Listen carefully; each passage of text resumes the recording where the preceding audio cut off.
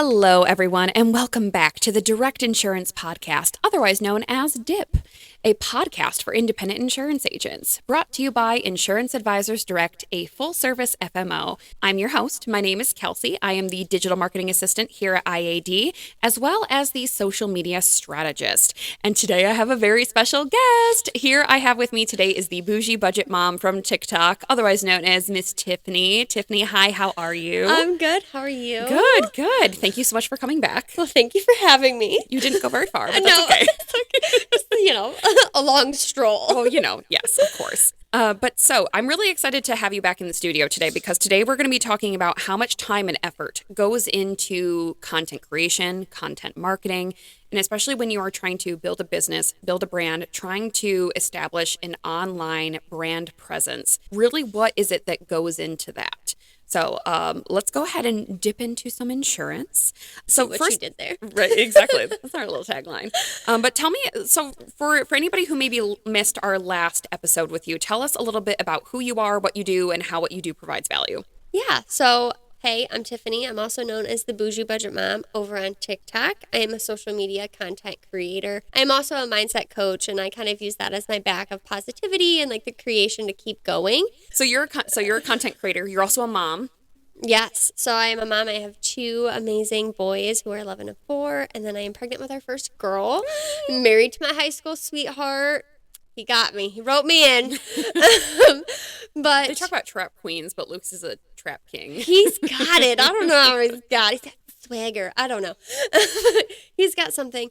But I have been doing social media for a very long time, right? I got my start in network marketing back when I was 18, when that was kind of like the big thing. And I've always had a love for social media. And then the pandemic hit and TikTok became a thing. And I got roped into like, I have nothing else to do but watch.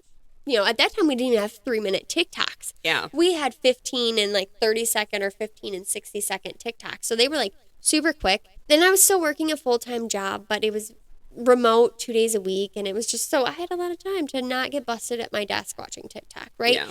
And so I was like, oh my gosh, I love this. This is like a whole different way to reach people. And so one day I decided to make a video. It was a $30 budget video going to Aldi's, and I made it, didn't think anything of it, went back a couple hours later, and I was like, holy crap, I'm viral. Yeah.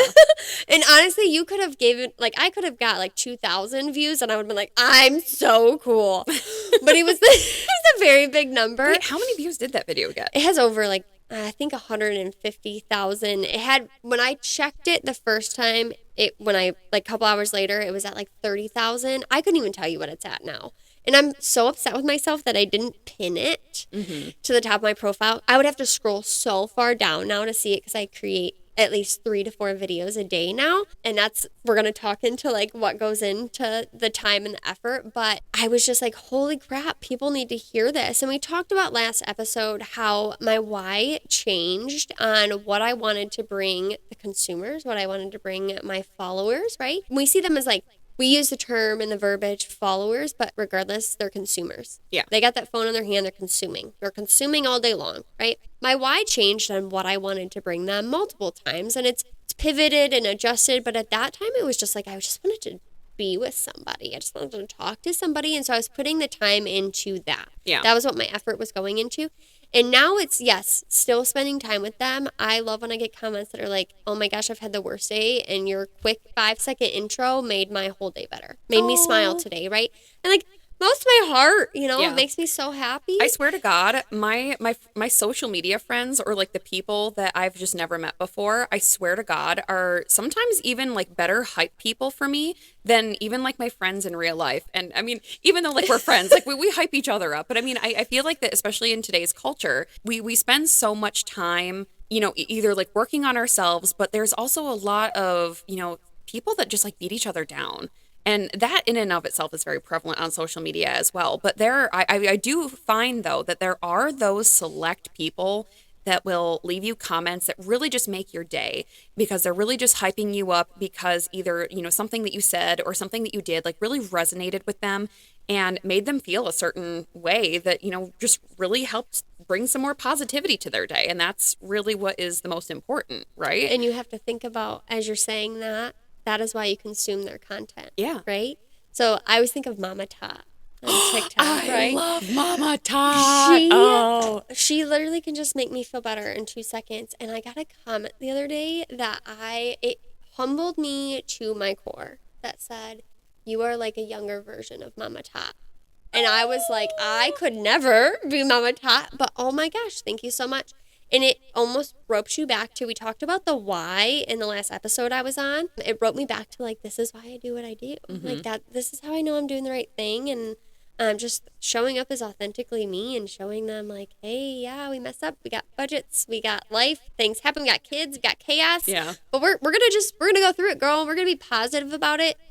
And I'm going to share the real life and the shitty things too, you know, and I talk about grief now, and because that's a whole new journey I'm on and all of those things. And so being able to bring my consumers real life content was something that took time and effort, and it had to be built, and it had pivoting, right? Yeah. I love to pivot. I had to pivot through it and trial and errors, but I'm super excited to be where I am today. If you would have told me a year ago when I made that $30 Aldi video, I would have never in my life thought this is it. Like this isn't even it, right? This is where we continue to grow from. Yeah. Like kind of like the sky is the limit. I think that once you kind of get into a certain groove when in your business, whether you're a content creator or you're a makeup artist or an insurance agent, there are those points and times in your life where you're kind of just doing stuff and you're just like working at it. And then you get a second to slow down and you look around you and you're like, oh my gosh. Yeah. I'm doing it. Like you sit there and you're working so hard for so long, and you know, you finally get to a certain point where you're sitting here and you're realizing like I'm becoming really successful, you know, and that in and of itself is just another like motivator that kind of just helps you keep going. Because sometimes it can be really easy to give up when you feel like you've been spinning your wheels, or that you're not seeing the success that you really wanted, or maybe you just weren't like tracking your goals correctly. That was another episode that we had done too about like smart action plans and like smart goal planning, and really kind of like benchmarking where you've been in order to see where you're going. And there are some times where you can kind of use that moment as your benchmark to say like, wow, this is how long it took me to get to this place. This is what I did in order to get there. These are the things that I'm going to have to continue to do in order to achieve more success. But in order for me to also achieve more success, I also have to try different things as well, because then that's really where your growth becomes exponential. Yes. And like you said, you benchmark, you know, where you came from and how much you've done already to where you're going to go. And it always reminds me of that saying, I just did a podcast episode on this the other day, that Rome wasn't built in a day, right? I used to strongly dislike when my mom would say to me, I'd be working towards a goal and I was frustrated. Like maybe it was trying to beat my time at track, right? Yeah. Because in high school, that running was my life, right? So she would say, yeah, you didn't meet your PR today, but Rome wasn't built in a day. You just have to keep showing up to practice, keep doing it. And, you know, she would say it, coach would say all these things. But you get to a point when you're working towards a goal that you're like, yeah, Rome wasn't built in today, but look at all of the walls I've built. Like, look at the foundation I've laid. And you get to look back at that and be super proud of it. Yeah. I love the fact that we have that moment of, oh my gosh, look, I'm doing it. I'm doing it. I'm doing it. I'm doing it. Yes. Or like, look at me, Mom. Look what I can do. You know? Hey, look, Ma, I made it. Yes. I can't sing. I'm going to leave that all to her. But...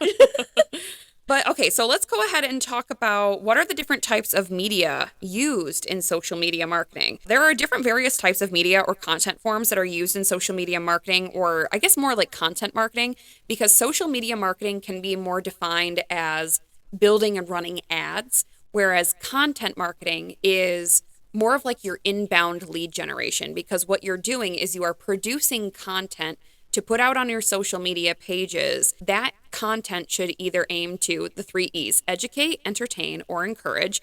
And so your content should be, again, educating your audience to help them establish a relationship of trust in you, that you know what you're talking about and that you're educated enough to be able to solve whatever problems that they might have. Or you can be entertaining them. You're entertaining them with either your friends, your family, or like whatever you're doing in your day-to-day, or you're encouraging them with either words of positivity or, you know, just in a promotion of yourself, whatever that may be. Your content marketing is going to help establish that who you are, what you do, and how what you do provides value. So that's, again, kind of how we had just talked about our personal brand. With that being said, we can go over the different forms of media that are used by each platform. So on Facebook, you can post links, text, graphics, photos, videos. You can also post to your stories, which are content pieces that are separate from the user's newsfeed. It's a 24-hour content base where the picture or video is only in your story for 24 hours. And that's a really, really great way to connect with your audience. Maybe that is not something that is like a post, because most of the time your posts have to be timed correctly. Like there's a certain sweet spot when it comes to posting your content in order for your audience to be able to actually see it due to the algorithm. But with stories, it's a little bit different. That's a great way for you to be able to post just kind of like whatever you're doing in the moment. And it's very real. It's very relatable. So then at that point, people are able to engage with that a little bit more. And I feel like people engage with, especially like my Instagram and Facebook stories, more than they engage with my actual like feed posts. So that's something that everyone who is looking into marketing, social media, or content marketing, that's something you should be looking into. And you can also go live on Facebook as well. I've never done any lives on Facebook, but I've done lives on Instagram before, and I've had lots of fun doing them. Usually it's just like a get ready with me. But then you've also on LinkedIn got links, text, graphics, photos, videos, and live. On Instagram, you can do graphics, photos, videos, stories, and live. On Twitter, you can do links, text, graphics, photos, videos, and stories. I want to say there's also a live feature now on Twitter too. I think there is. Yes, yeah, I think it's still relatively new. I want to say that they've put it up like within the last year or so. And on TikTok, you can post photos either like as a video, or you can do it even like as a carousel, which has become very popular. I think it's really funny how Facebook and Instagram, their response to TikTok was Reels. And so now Instagram has now defined themselves as a primarily video sharing platform. Whereas with TikTok, even though it's still primarily a video sharing platform, they've created almost this extra space for people to share pictures as like a carousel post, like how you would on Instagram, but then you can also time it to music. And those are also being prioritized in TikTok's algorithm as well. So I think that that's very interesting. And it's kind of funny how Instagram was trying so hard to be like TikTok. And now TikTok's like, oh, all you photo sharing people, we got you. We got you. Yep. I love, if you think about it, I mean, TikTok's marketing is just ingenious. But oh yeah, I had talked about this in a previous episode with Gabrielle Curry, and how we were talking about how TikTok's algorithm is so targeted. The algorithm is really great at understanding each individual user because it recommends videos for you based on the likelihood that you actually want to see it. And what that is calculated into is what you're watching, who you're watching, and how long you're watching that content. So say, for example, if you're sitting there like watching a video for over a minute long, that means that the algorithm is saying, okay, you like this type of content. You like whatever it is that they're talking about. So we're going to show you more of that. So that's something that that are all of our agents or anybody out there listening that you need to keep in mind as well, is that anything that your consumers are watching for longer periods of time is what is going to be shown to them more often. So if you want to stand out online, and if you want to create content that's really going to reel people in and is going to help establish a relationship between you and that consumer, you need to make sure that you are putting together content that they might actually want to see and make it relatable to them. Because if you're not making it relatable, they're not going to watch. Nope. And I like that you said that, like you brought up the 1 minute mark. On TikTok, you can now look at the analytics of your videos. Mm-hmm. And that is super beneficial. So you can see. Because you can see where people will start to drop off. Yes. Mm-hmm. So you can look at your video and be like, what I did was I took like 5 videos, right, that were all #bougie budget mom focused, so meal focused. And I looked at where I was losing them and what I needed to do at that point. Maybe I needed to do a voiceover at that point, mm-hmm. or I needed to just change kind of my verbiage a little bit. So that way I knew the next time I posted a video, they stuck around. Yeah. Right? And then I could watch my little graph grow again. So that way I kept them all the way through. Mm-hmm. And retention. Yes. And then, like you said, you have that. I say you have 7 seconds to grab somebody in, but your views count when they've watched. It's just like YouTube, right? Yeah. Your views count when they watch the full video. So you want to make sure you're grabbing them in for that whole time. Yeah. Actually, speaking of YouTube, so that was another thing that I wanted to touch on was that a lot of people think that YouTube is just for videos, but you can actually do more with YouTube than just video. You can do videos, you can also have stories, you can also go live on YouTube. And you can also provide text or polls for your subscribers, which is interesting. But you can also conduct polls on Twitter, Instagram stories, LinkedIn, and then again on YouTube under the subscription tab. And that's a great way to increase your audience engagement while also kind of doing your own market research because you can kind of fish for what your audience really wants to see. So say, for example, if you have a content idea and you post something on your Instagram stories to be like, oh, well, what type of video would you guys want to see?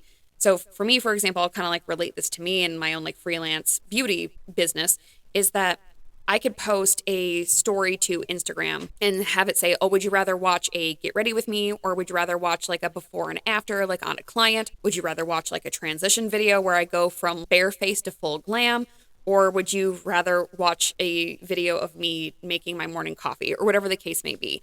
And people will literally tell you what they want to see. So sometimes just give the people what they want to see. And you're getting the interaction, which is really important. Yeah, the interaction and engagement is super important with social media because, like we were talking about before with the algorithms, the algorithm will again decide on what it wants to show other people based on the likelihood that they want to see it based on engagement. So audience retention with viewership and the length of time that they're watching is extremely important. That's a kind of a form of engagement, but not really. Oh, okay. It's not really engagement. It's more just like viewer retention, but it does have a play in the algorithm calculation, whatever you want to call it. And then your engagement is extremely important. So any sort of like comments, likes, shares, or even on TikTok, if they save a video to their favorites, which is something that then they can go back and reference the next time that they want to see it. That to me is more important than just the likes. So if somebody is liking or commenting on a TikTok video that I did, like that's great, but I really want to see how many people are saving that video.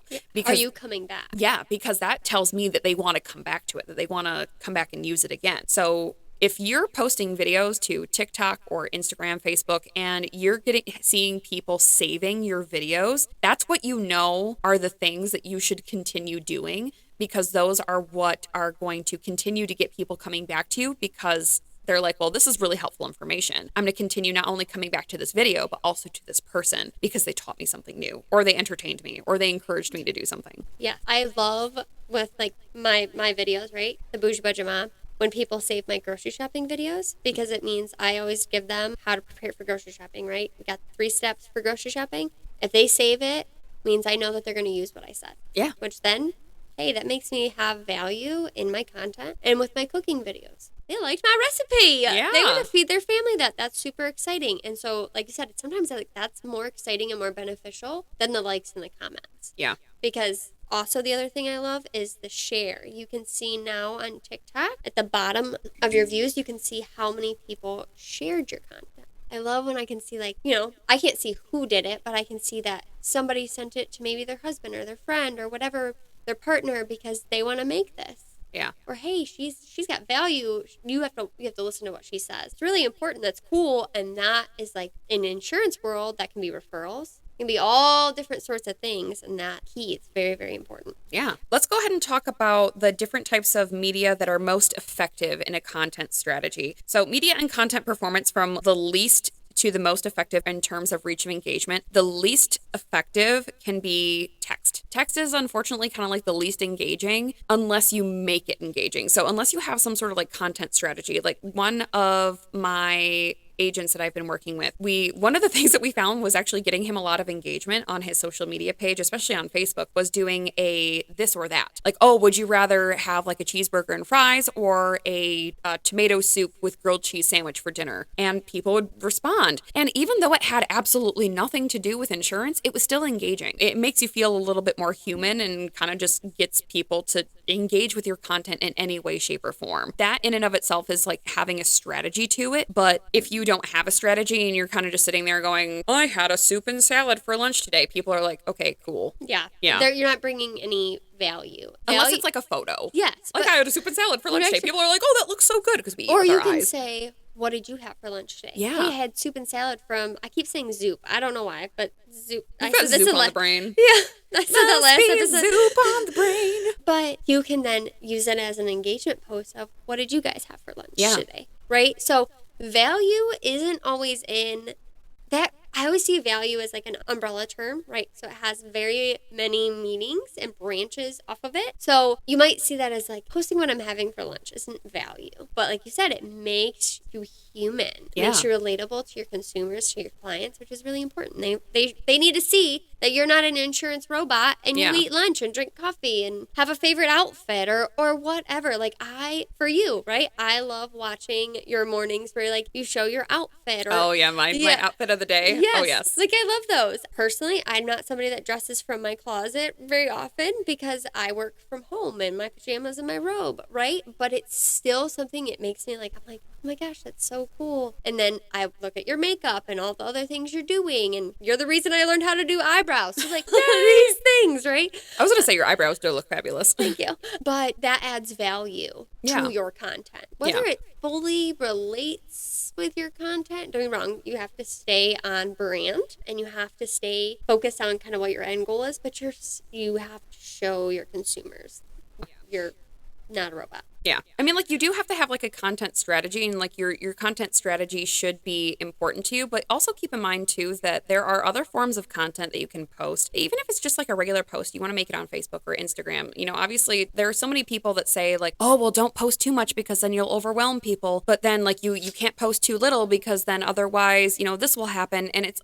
at the end of the day, it's like, yes, have a strategy, post frequently, but then don't feel like you have to just stick to whatever rules are made up. Like, for example, for me, the thing that I find the absolute most irritating in regards to my Instagram is that I am so anal about my grid. I always want like my top 9 posts to be very like aesthetically pleasing and kind of have like some sort of like relation to each other because I feel like it just looks cool. But at the end of the day, I'm like, who cares? No one cares about what my freaking grid looks like. If nobody else cares, then why should I care? And granted, it's kind of like all in like the rules of social media, like, oh, you need to have an aesthetically pleasing grid. But it's like, at the end of the day, who gives a crap? No one. Is it going to mean that that person's actually going to buy from me if I have a really aesthetically pleasing Instagram grid? No, it doesn't matter. So just post the content. Who cares? I like that you said that, because when it comes to, insurance agents, it doesn't matter what their grid really looks like, right? The grid is important for social media content creators that are getting brands to sponsorship them, right? But you have to figure out, what is your end goal?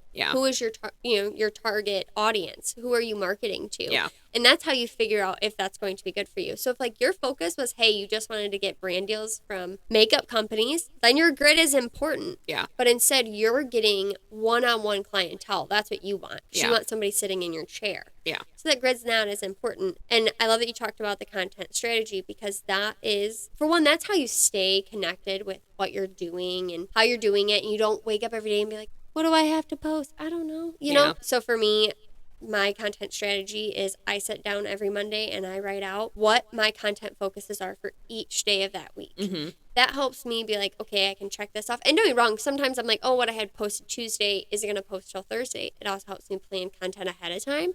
With Facebook, you can do, if you're in I'm not sure if it's in a page, but I know in a group, you can schedule out your posts. Yeah, you can schedule posts for in Meta Business Suite for just a business page. Yeah, so that works smarter, not harder, right? And that's time and effort that goes into content creation. So if you can have that as a part of your content creation strategy and your marketing strategy, you're going to feel less stress on when you just want to share something silly, or just like you want to just share something normal.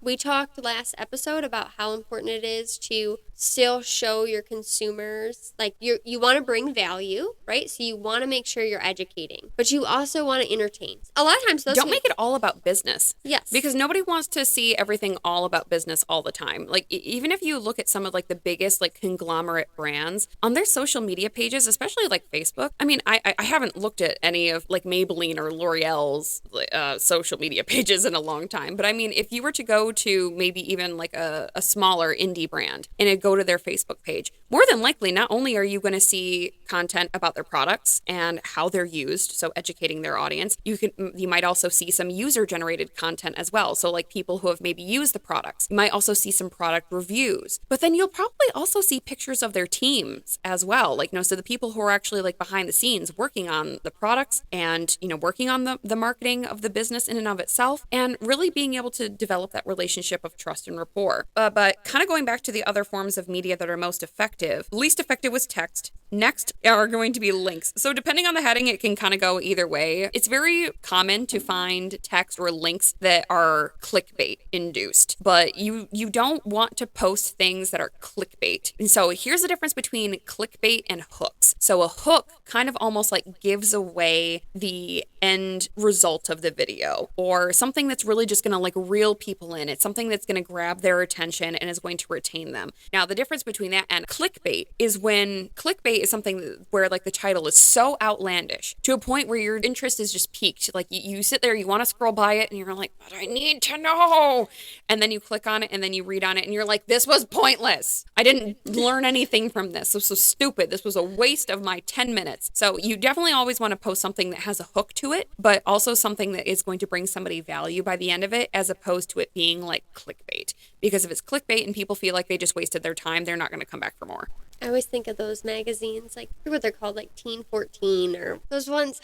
Gosh, the J14 magazines? Yes, I think that those are like the 2000s version of clickbait. Oh, wait, are you talking about like the National Enquirer? Like well, those? Yeah, those two. Okay, yeah, those. Well, those are like... I was going to say, magazine titles were clickbait to the max. Yes, and so like I always think of that J14 magazine as like the 2000s clickbait, because back then, like 2005, look what we didn't have... Gomez did. But I look at those magazines and I'm like, oh my gosh, it's like the origination of clickbait. And like you said, you don't want your clients or your consumers to click that. And the clickbait ones where it's like you have to keep scrolling through ads to grab like pieces of the article. Oh my gosh, I hate those. They're so poorly written and you get nothing, right? You get to the end of it and you're like... the blog sites that are also like recipes. It's like you Google a recipe for something and then you have to like scroll through somebody's like entire like grandma's life story in order to get to the recipe. It's like, just give me the recipe. I want to know how to make the broccoli and cheese. Yeah, just that's all I want. Make the want. broccoli and cheese. So I think that when it comes to that, especially when content creation, whether it's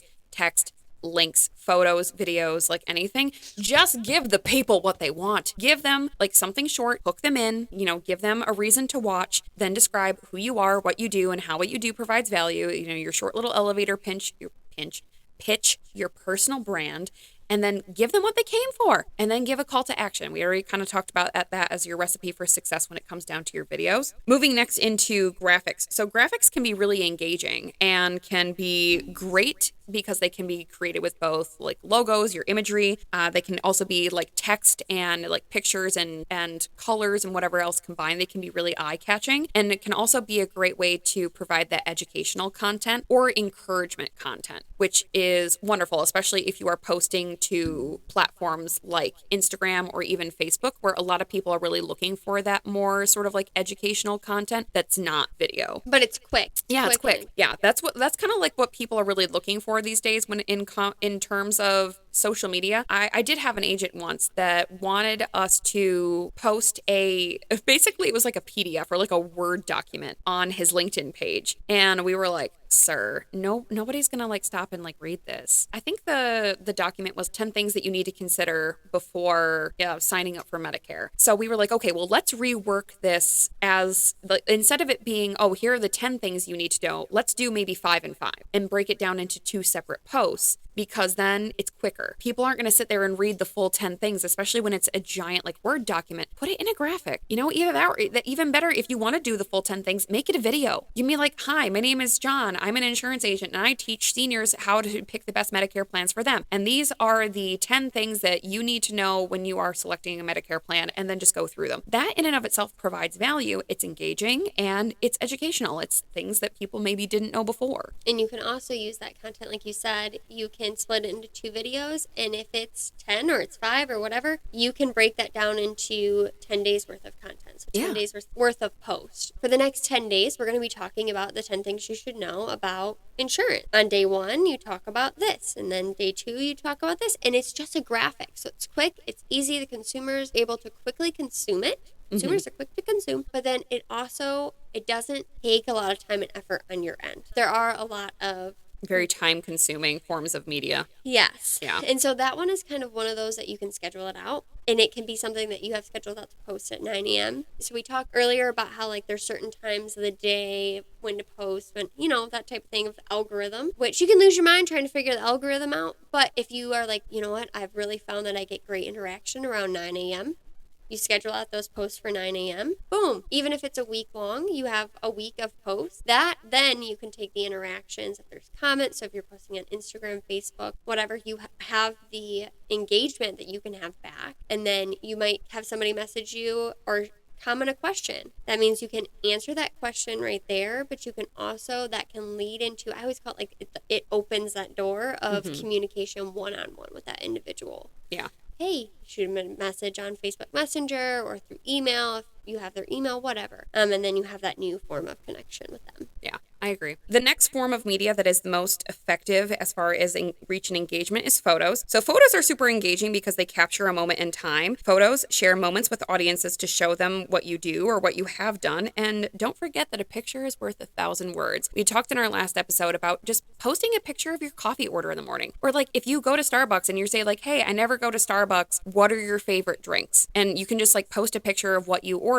and just be like, hey, I ordered this. What are your other recommendations? Because at a certain point, you're still getting that engagement. You're attracting people to your brand, but it really has nothing to do with what you're selling. And so people are more apt to wanting to, because listen, people love to give you their opinion. Okay, so if you're asking for people's opinions, that is the perfect way to kind of open that door to more communication. Yeah. And I love how we keep referring to Starbucks. Yes. You know what I'm saying? Because Hashtag caffeine addict. yes, but also very smart marketing on their end, right? Yeah. We're not buying coffee right now, but we're helping other people buy their coffee. Yeah. But so stories are, like I said before, the 24-hour content pieces that allow you to show your audience what you're doing in real time. And stories encourage your audience to interact with you because it's seen as more genuine. And that's something that I feel like a lot of people have really been looking for in the last couple of years is just more genuine interaction. There have been so many businesses that have gotten really, really big. I think the company name was Enron. And if anybody knows anything about the Enron scandal, it was Hot Mess Express. The business was lying about all kinds of crazy things, and it kind of falls into that, the bigger you are, the harder you fall. But if Enron had a closer relationship with a lot of their consumers, maybe they might not have fallen as much as they did. And that's the reason why you even see a lot of influencers today. They get to a certain point where they've built such a great relationship with so many people around them that it's really hard for them to fall, even if they've been quote unquote canceled multiple times. I mean, I'm just going to use beauty influencers as an example because that's obviously, who I kind of paid the most attention to. But when you think about names like Jeffree Star or Jaclyn Hill or even guy's name that everybody was obsessed, James Charles, you look at these people that have been quote unquote canceled multiple times, but they still have a platform. They're still millionaires. And they're still going and they're still doing things because they've still built a relationship with people, over the years. So it's easier for people to trust you. So obviously, even as an independent insurance agent, like, listen, here's the thing. I'm not going to help you if you're out. Well, let me rephrase that. If you're an independent insurance agent and you're out here just like being a total jerk to people, and you start to fall, listen, I can't help you. I can't save your sinking ship. But, we also have to realize that everybody makes mistakes and cancel culture is very prevalent nowadays. But I think that what we need to realize too is that canceling someone should mean that you're not going to interact with them at all. You're not going to purchase from them. You're not going to buy from them. You're not going to pay any mind to them. You're going to unsubscribe from their drama. But a lot of times people use like, oh, we're canceling this person. Like, oh, they're being canceled. That means that I can just say whatever I want to them. No, that's not the case. Like the consumers still have to be decent human beings, but they're just not. We kind of just have to realize that. It's really important to be really genuine in your real life as well as online, especially because like we had just talked about your personal brand and how your personal brand and your business brand should be in a marriage with each other. But if you are a jerk in real life, but you're trying to,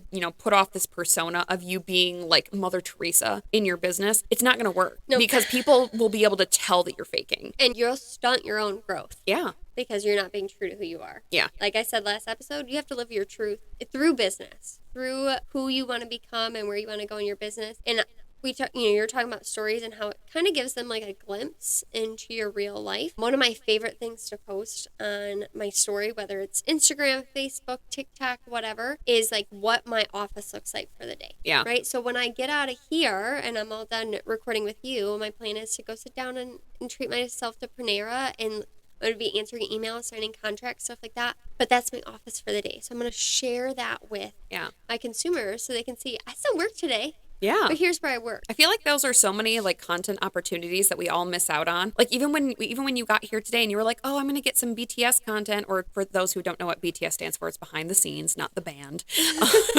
So, and I feel like BTS content performs better than the actual like end result content in and of itself. I don't remember whether it was this episode or last episode where we were talking about the boudoir minis that me and my cousin were going to be doing in a couple of weeks. And so a lot of the videos that I've been doing are just like very behind the scenes. And so I've been doing a lot of reels on the set versus the shot. And so I put together like a video of what it was like to be on set with the photographer and then the model, and then, you know, the end result, like the photograph at the end. And those I feel like performed so much better than just the end result photos in and of themselves. Because you're giving the consumer an inside look. Yeah. So when it comes to insurance, it feels exclusive. It is. Like, I feel like, what was that? It's on E! News. Like, the exclusive it's Mario Lopez.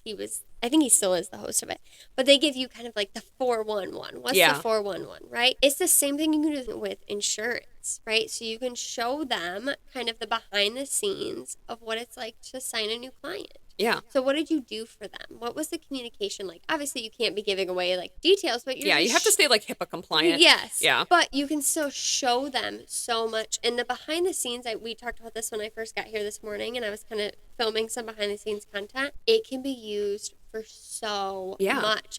You can make 15 videos out of one 10-second, like a little behind the scene thing, because you can cut it and snip it and make it into things. And it's really, really cool to be able to know that you can do that and you utilize that. It's working smarter, not harder, time and effort, all of those things. I feel like for me, especially when it comes down to videos, now this is just me in my own like personal life and in my own business, is that I feel like I am better able to post content, especially when I'm editing videos, if I'm doing it on my laptop or my desktop. I know that for some people, it's really easy to just like edit their videos from their phone. What I used to do is, especially if I was doing like get ready with me videos, is I would have like a 45-minute long video. It would be really overwhelming for me to have to sit there and edit 45 minutes of me doing my makeup. So I get really overwhelmed when I have multiple clips that I would have to edit together, because then I feel like I'm missing something. If I go into like my editing software and then I feel like I'm missing like a video clip, so then I just started hitting pause. So then instead of me having a 45-minute long video to cut down, it's now like a 10 or 15-minute video that I can cut down in different ways. So, you know, maybe I can just like speed up something, or I can cut something out, add something in, whatever else the case may be. But even if I'm just doing like day in the life content for myself, I try to make sure that I don't have too many clips to overwhelm myself. But at the same time, I know that if I am going to be editing from my laptop or from my desktop, I don't care about having too many clips, because I just download them all to my computer. It doesn't feel as anxiety inducing for me to just be able to select the clips from my computer as opposed to selecting them from my phone. So I think it's kind of just finding your groove and whatever works for you. And like we talked about earlier, you might find something that works and then you got to pivot from it. Yeah. And that's okay. I love to edit on my phone. Yeah. For me, that's easier than me pulling out my laptop and, doing all that. Now, like days like today where I'm going to sit down at Panera and I'm going to work, that's going to be my office, I will probably edit from my laptop. Because one, it's a whole vibe. I'm at Panera.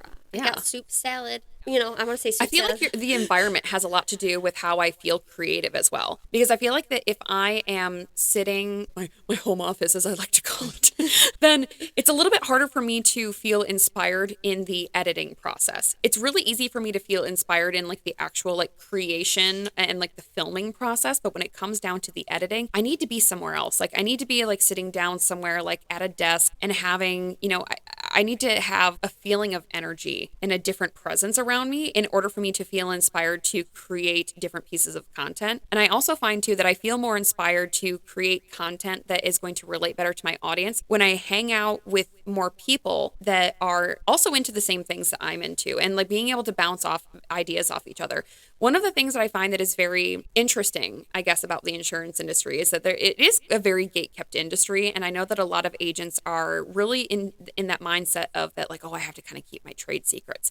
Oh, I don't want to give away too much because, I don't want anybody to like steal my leads or whatever. But at the end of the day, it's a very outdated mindset because I think that we're all stronger when we work together, and we become more successful when we share ideas and bounce ideas off of one another and able to share things that maybe worked or didn't work for us in whatever aspect, so that then we can grow. It's not giving away your trade secrets. It's having a village. Yeah. Is so important. And then also then you have that connection with somebody that's going through something similar as you. And I know, like, it sounds like, oh, I'm going through, you have a career, you're going through something that is you're riding the wave. So having somebody that you can be like, hey, so I'm working on creating content when it comes to like the education form on Medicare. And I was looking at your content or your video or your Twitter post, and I was wondering, where are you finding a lot of your resources, your citing, right? Or where do you find is the best place to find links to posts that are beneficial?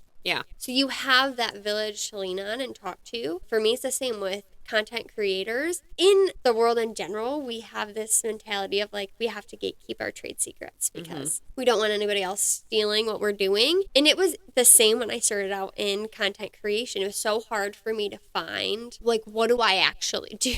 Yeah. Like, how do I set myself up for success? Because so much of it was gate cap. And so now I'm leaning more to this, like, I want to help educate people on creating a career out of this, because like, if I can do it, anybody can do it. But having that village is very important. So now I have a little village of other content creators that, and even though their content isn't the exact same as mine, our niches are a little bit different, we're able to lean on each other and use each other for ideas, education, support, even though we're independents, right? Like we're not in a brand or a company together. We're completely independent. And it's the same with agents, right? When they're independent, they're not with another agent. They're often by themselves, but you can still have that other agent to lean into, which is really important. I think that even if you're an agent working for an independent agency, because you can be an independent agent working under, this is the way that it's kind of been described to me, and from what I can gather, is that the levels of insurance is kind of like almost the structure of an MLM.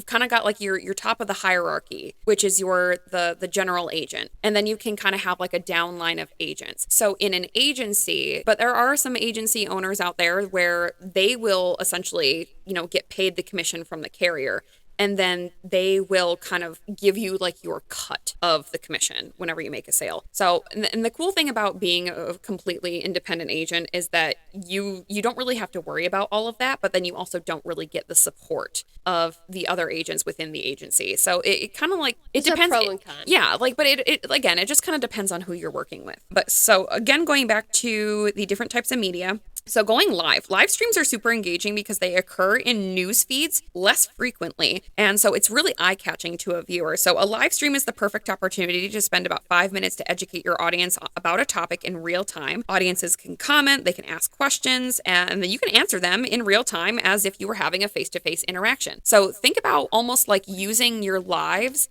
like you were doing a webinar through Zoom. Here at IAD, we do quite a few educational live webinars, and then usually what I'll do is I will download the video file and then I'll edit it up and then put it on our YouTube channel for people to reference later on. But the cool thing about it is that people are really able to ask those questions in real time, and then it's a little bit more relatable because then they feel like they're getting something a little bit more out of it than just what you're talking about. So in reference to using video as a means of capturing an audience's attention, being able to make the audience member during a live, make them feel like they're part of the experience is what's going to bring you a little bit more engagement than had you not done it at all. And another thing about the live, at least on TikTok, it now notifies your entire following that you're live. So that's huge. It's pulling the people in for you. Yeah. Working smarter, not harder. It's not, you don't have to tag anymore or anything like that. And when it comes to Facebook, you're going to go live inside a page or group. You can at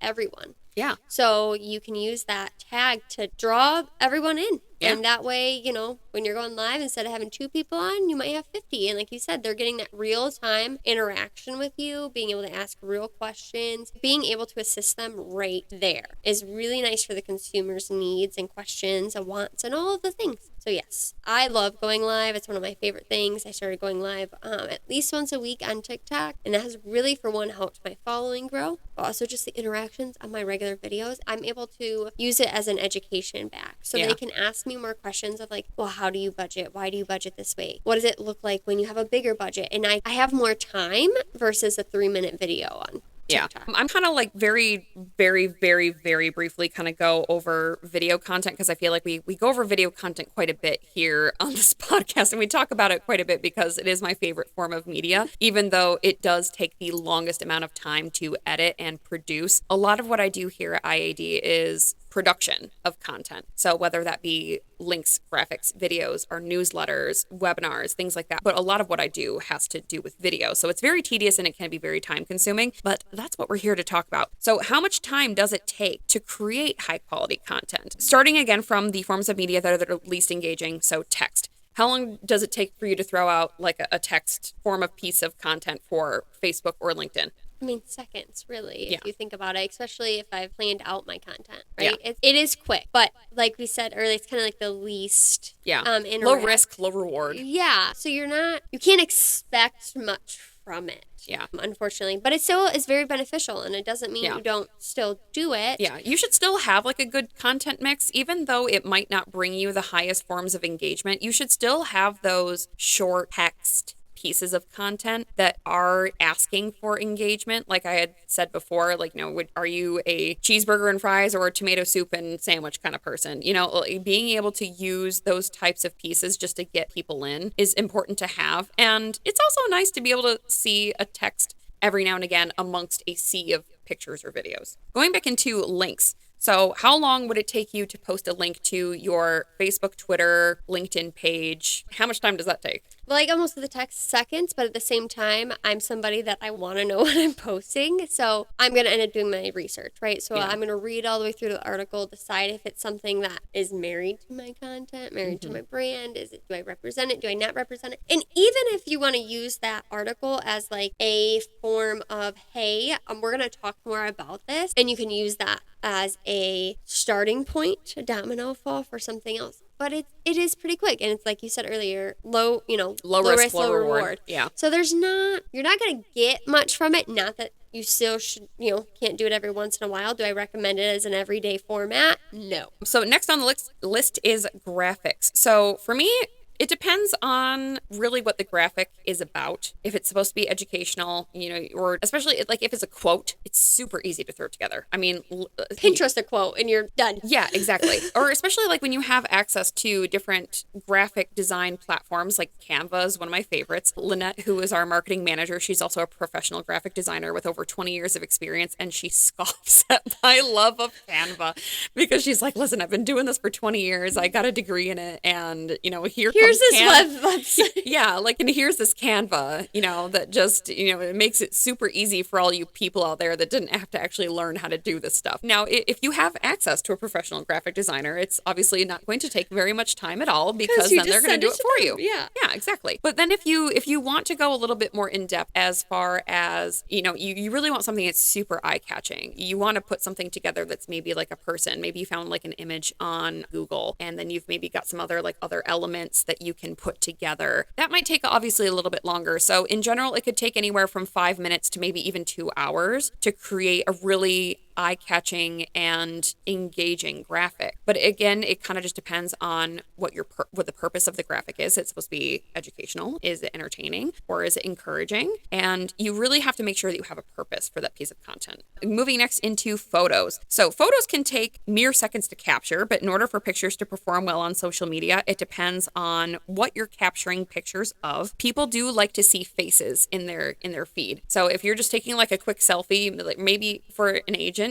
take selfies with your clients. Literally, once you're done in an appointment with them, how easy is it for them to just be like, hey, Sue, we had such a great time today. Would you mind if we took a selfie for me to put on my social media page? I just really would love to show everyone how much I really enjoyed working with you today. Boom, click. That's it. Realtors do that all the time. Yeah. When we bought our house, John, who's our realtor at that time, was like, we take a picture with the soul. I was excited to take a picture with the soul Yeah. little keys. That was an achievement for me, right? But he does it with every single client that he meets with that purchases a home through him, because it shows people that he has clients, that he's real. He's not, we talked about this last episode, scam, like what do they Yeah. have on their page? This shows your future potential clients. That you've worked with previous clients.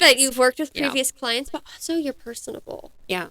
And like you're warm and you're welcoming and stuff like that. That's really cool. That's something you should be showing. And so, like you said, almost every single platform loves to see faces in the picture. And when you're doing a picture like that, you don't have to put a ton of context into the description. It was great meeting with Sue today. You can book a call with me or a meeting here, and you have your website or your sign up link or whatever it is that gets them to be able to reach out to you. Yeah. I do find though that when I'm doing the copywriting for either our agents or for just our social media posts in general here at IAD, I tend to overthink it, which can be a little time consuming for me in and of itself, because I'm constantly thinking about who is our audience, who we are, what we do, and how what we do provides value. How is it that this is going to link back to this caption? And then I also like proofread it like 10,000 times because I want to make sure that I'm not, missing any spelling errors and anything. So it does take me longer to do that. And I also, in my own personal experience and my own marketing of my own brand, I found that people were engaging with content when I was writing like full blown stories about myself. If it was like, hey, these are the things that I've been struggling with lately, or hey, these are the ways that my life has improved, or even like, hey, 10 things that you didn't know about me. Those were the things that I found like people were really engaging with, because they were like, oh, I was going through the same thing. I'm so glad that I don't feel alone. So I found that those really, really long captions were what was doing it for me, but it might not do that for somebody else. It depends on who your target audience is and how connected that you want to feel to them. And I think that a lot of agents don't share too much about themselves online. And I feel like if they were to share more about themselves, whether it be through like videos, photos, captions, whatever the case may be, it will be a lot easier to develop a relationship with more people and develop a relationship of trust and rapport. I always think of cat people and dog people. Mm-hmm. When somebody shares a picture of their cat or dog, I'm like, that's my person. Yeah. So like you said, opening up just a little bit and sharing that little piece can really help set you aside. Let's move next into stories. So stories are social media content, again, that only is there for 24 hours. I mean, how much time does it take to put together like a stories? Like literally the amount of time that it takes you to like film it, Yes. It's you film it and you maybe add some text over the top of it and you hit post. And that's it. And Yeah. I hit post where it goes to Facebook and Instagram. Yeah, I do too. So it posts automatically to both of them. I'm working smarter, not harder, and I don't have to do double the work, right? But it really is, as long as it took me to film the video or send the picture.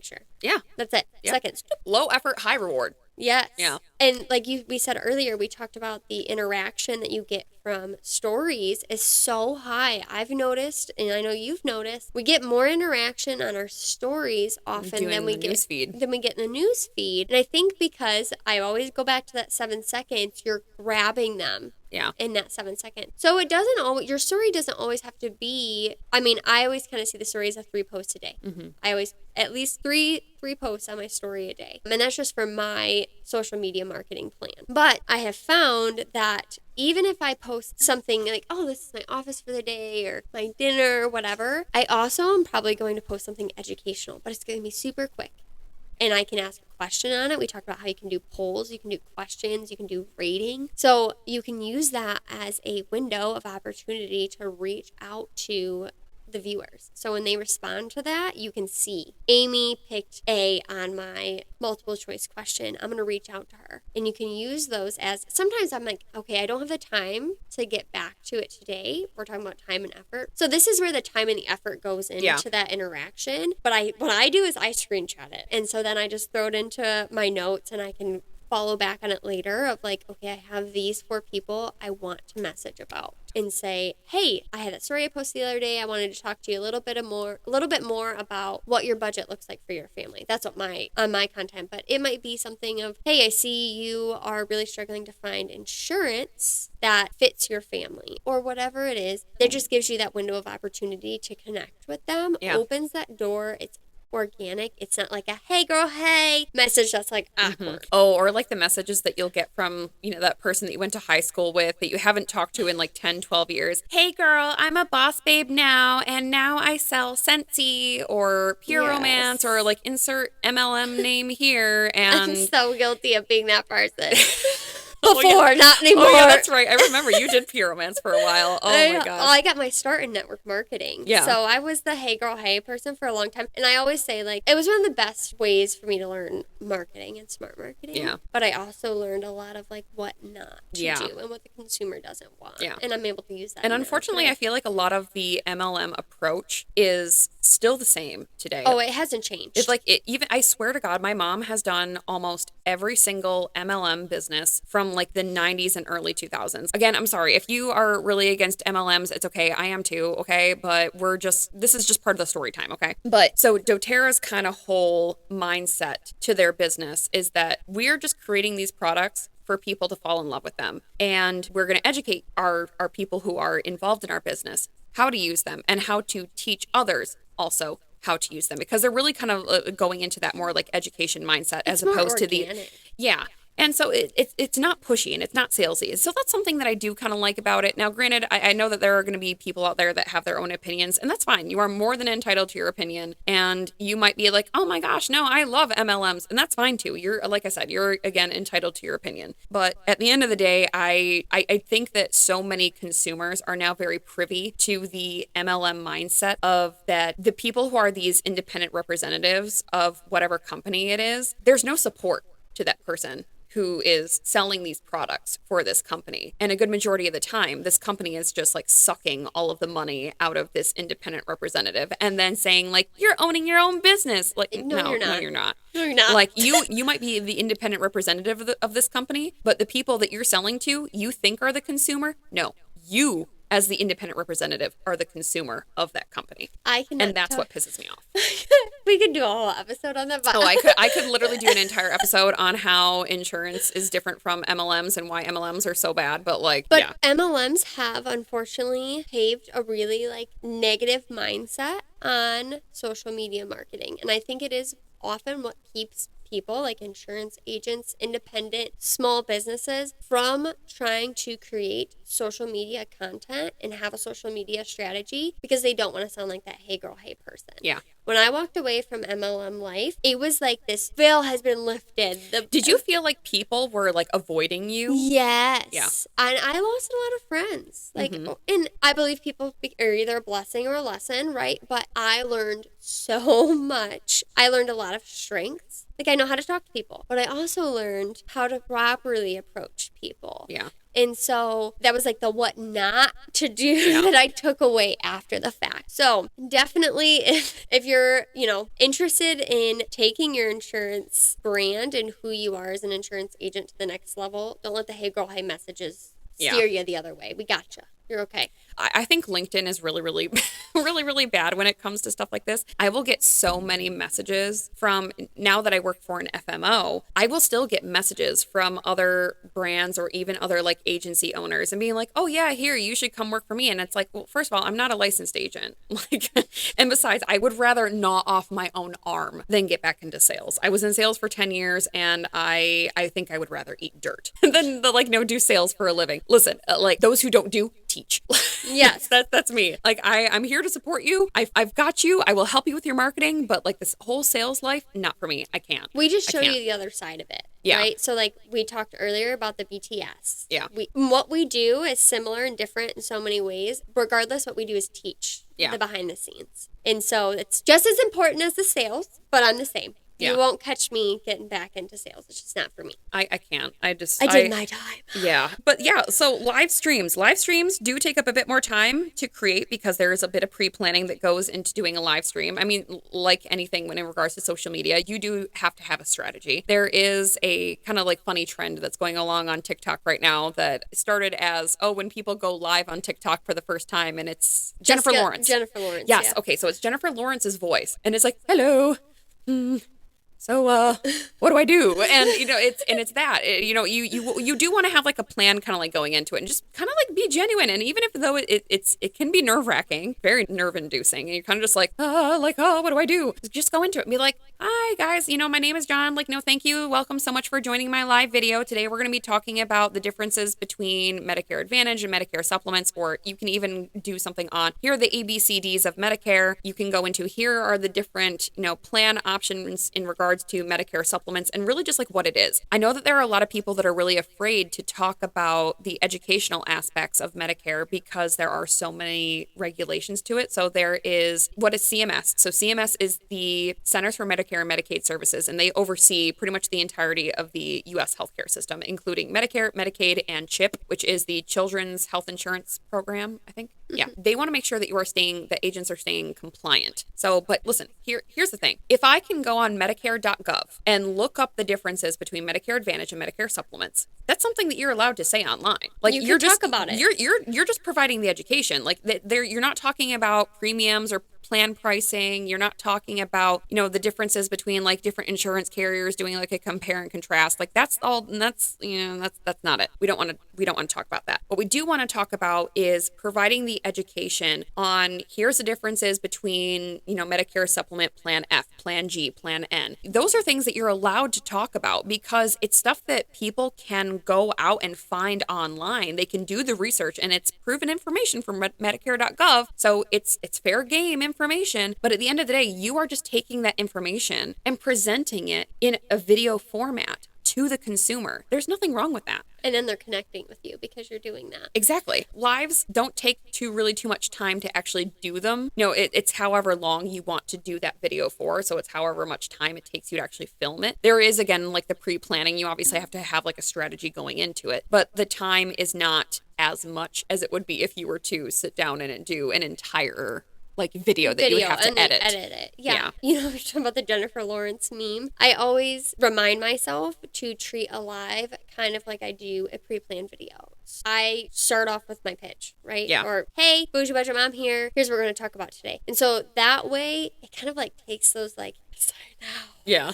and throws them out the window because I know I'm already focused. I'm ready to go. Also, because when we go into live, we're like, oh, nobody's on yet or whatever. It kind of just takes that like weight away and you just get rolling because there's this amazing thing where we can watch the replay, at least on Instagram and Facebook. We can watch replay, and now with TikTok, you can save your live and post it as a video, which is really awesome. It is a little bit more low maintenance than putting on an entire video and having to edit it and put it together and put words in and graphics in and whatever you're going to do. And so it's nice and it's instant connection with your consumers as well. As we talked about this earlier, they can ask you real life questions and you can answer them right there. Yeah. It's almost as if they're sitting there in the room with you. And that's what I feel like is very beautiful about the use of technology in today's world. I know that people are really craving that face-to-face interaction. We're really craving that like in-person sort of feel. Like we don't want to have to sit down and do stuff via Zoom nowadays. But we're glad that we do have that access to the technology.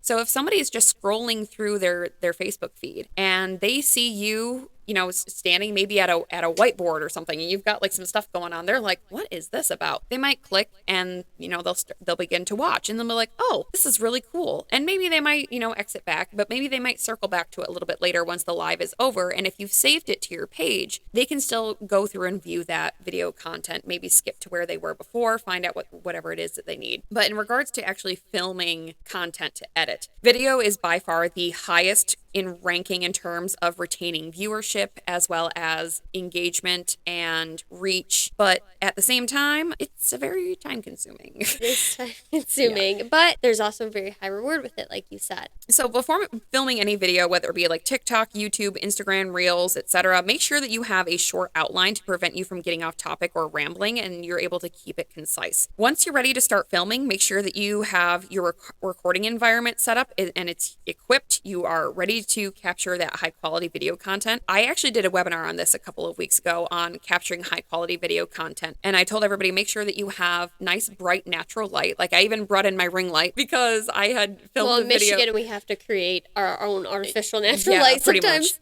Much. You make sure that you have like natural, sufficient light. You obviously don't want like bright yellow light because something that's too warm is just going to make you look really like, washed out. yeah, Don't look and good. we don't want that. You also want to make sure that your light is in front of you, like it's in front of your face. You don't want it like above you or behind you because it's going to cast like weird shadows on your face. And unless you're going for that whole like ghost option, also don't have your light down here below your chin as well, because that's obviously not going to highlight the best parts of your face. We also make sure that there's no distractions in the background or in the audio. You want to make sure that you don't have any pets, your spouses, your kids, whatever, like screaming in the background. There are two things that are super distracting when I'm watching a video. Number one is the number of ums, because listen, if I can turn your ums into a drinking game, and if I would be dead by the end of that video, then I don't want to watch. When it comes to lives, it's a little bit different because you're there and you're in the moment and you know that the other person's on the other end of the screen and that they're human and they're there. But I feel like our expectations for content are so much higher than they were back in the days before the big boom of YouTube in like 2015 to like 2017. So people's expectations for the amount of ums that you say are exponential. So that's something you have to keep in mind as well. And any like screaming in the background. Listen, I love kids.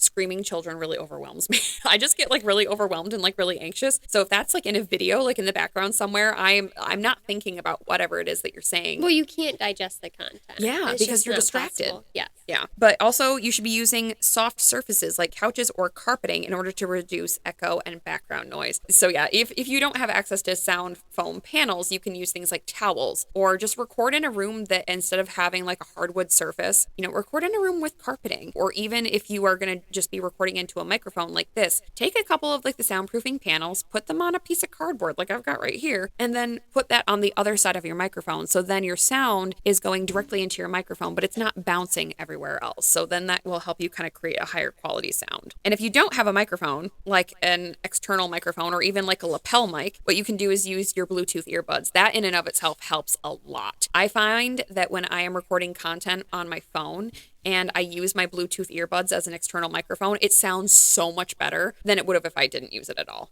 Because it's almost very direct, which is nice. And there's also making sure that you are centering yourself in the frame. So, unless you are going to be inserting like graphics or text or other images off to like the side view of your frame, you really should be centered in frame, kind of going by like the rule of threes. If you need assistance with it, use the grid lines on your camera. But yeah, the most time-consuming part of the video content production is the editing. So the actual like filming of your content might only take 10, 20, but the most time-consuming part is going through. It's not necessarily deciding on what you want to keep, it's what you want to throw out. It's like what it is that you're going to delete and what it is that is the most important for your audience and your viewers to know about. When I was doing YouTube videos for myself, when I had a beauty YouTube channel, for every 45 minutes worth of footage that I had, it would take me 2 hours to edit. Now, granted, that was also keeping in mind too that I was still very new to the whole like editing experience. My precision has obviously gotten a lot better, and now that I'm more familiar with the different types of editing platforms, it doesn't take me nearly as long, but it can be really time consuming when you're first starting out and you're really starting to get to learn the different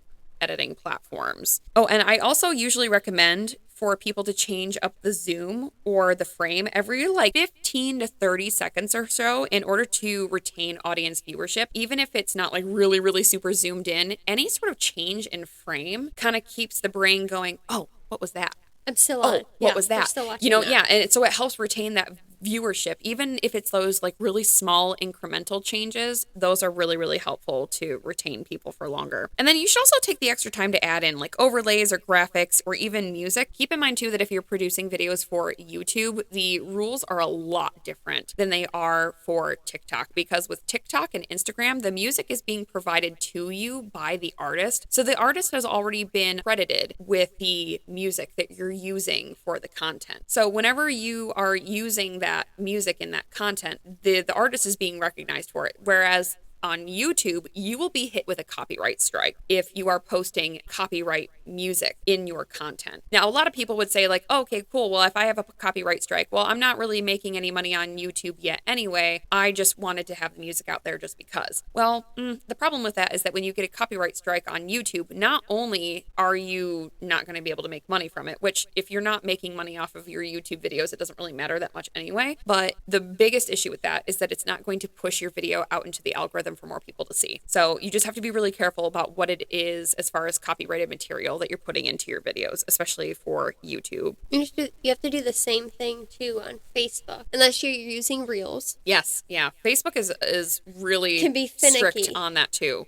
So if you're posting a video, like not a reel, you have to put, I use a little extract. Oh, I do not own the rights to this music. Yes. Yep. And that will keep you from getting your video taken down. Yeah. Another cool thing to do in order to avoid that is to share the video directly from TikTok. So like you could go into TikTok and hit share, and then you can share it to your Facebook business page or your personal page or whatever. And so that's kind of how you can get around it. But I find that when you do that, your reach and impressions are not as high. The way that social media platforms work is that they want to keep their audiences addicted and keeping them coming back to the platform, and they want them to keep watching longer. It's more rare to have a video that you've posted a link from another platform. So like a YouTube video or a TikTok video, and posting the link to your Facebook, it's not going to perform as well if you were to just upload the raw video file. Yep. Or I guess the raw final edited video file, but it's not going to give you nearly as many reach or impression. But so is the time and effort needed to create high quality content worth it? Oh, yes. Absolutely. High risk, high reward, baby. Absolutely. So you should always consider having a good content mix in your overall strategy, using multiple forms of media in order to engage with your audience. Don't use just video if your platform allows for multiple forms of media. I tell our agents that when they are looking into doing social media marketing, I tell them 110% always Facebook, at least. If you're going to be using any social media platform to promote your business, it's definitely Facebook, because it's got the widest range of audience members, and especially for Medicare agents. Because of the pandemic, so many more seniors were getting on Facebook in order to interact with their friends and family online. So there's a really, really large group of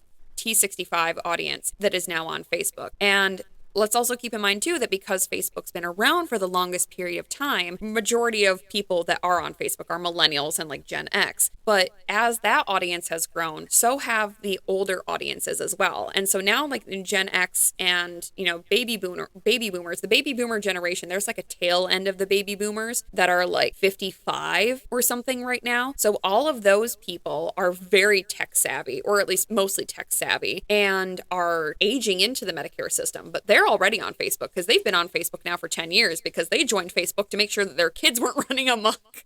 So just making sure you're keeping that into mind. And then also using different social media platforms for different things. Like if you want to engage with more of like those other industry professionals, making sure you have a brand presence on LinkedIn. And if you are looking to engage with a younger audience, maybe Gen Z, millennials, or even Gen X, having a presence on Instagram is super important. And I think that just in general, having some sort of presence on TikTok is really important as well. I would say that for an agent who is in the Medicare space and is doing all of their own social media marketing and is doing all their own content marketing, TikTok is going to be a really, really hard place for you to put all your eggs in one basket, because your audience isn't all there. They're there, but it's not your largest audience. So putting your time and effort into the platforms that are going to bring you the most bang for your buck, which would, in my opinion, be Facebook and LinkedIn.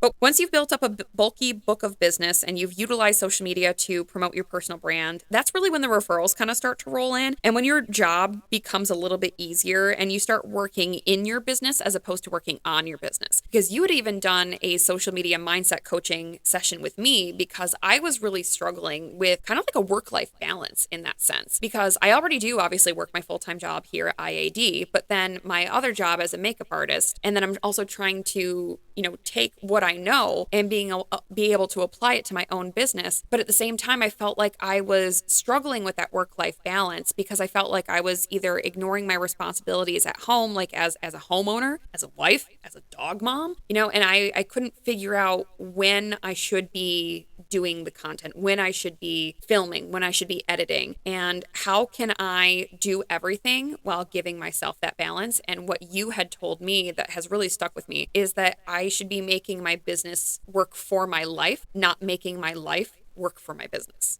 And that comes full circle with what I say all the time, is when you live your truth, it's all going to be easier. It's going to have a much smoother flow, and you're going to be able to learn how to monetize your content.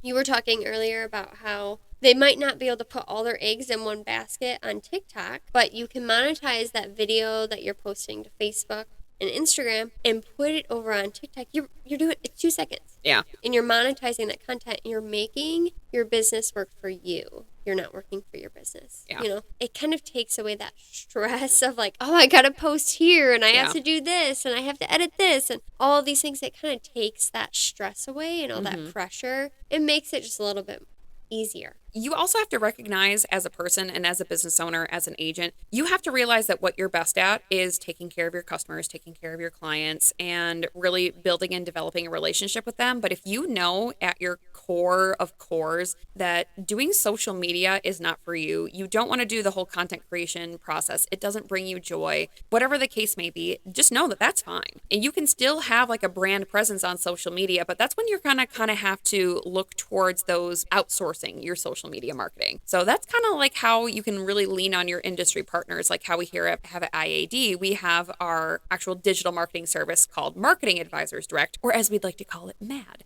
So that's kind of where I kind of come into play in regards to helping our agents with building their business. Because listen, we know that you're too busy. I mean, yes and no.